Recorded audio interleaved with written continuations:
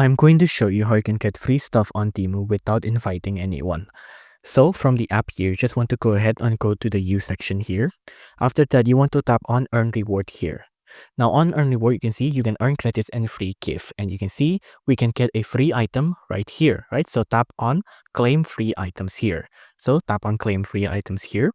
Now on here, you can see this is what it will look like. Big Spring Sale in Farmland. So let's just wait for this to load. You might need to play a couple of games as well. You can see you can get all of these free items here, and then you may be able to take them for $0 today. So let's just go ahead and do this. You just tap on spin now here, and you can see let's just wait for this to spin, and then you can see we can get 1+1 spin. So let's just do this one more time. Again, spin now. Let's just keep doing this. So hopefully it lands on the grand reward part. There you go. Okay, great. Now from here, let's just go through the process so we can get 2 items for $0 completely free. And you can see this is what it will look like. You can get free by here 2 times on Temu. Just tap on confirm and enter onto Farmland. And then you just have to enter in your shipping address.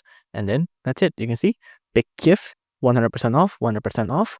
And then you can see get it completely for free. So it'll be like this.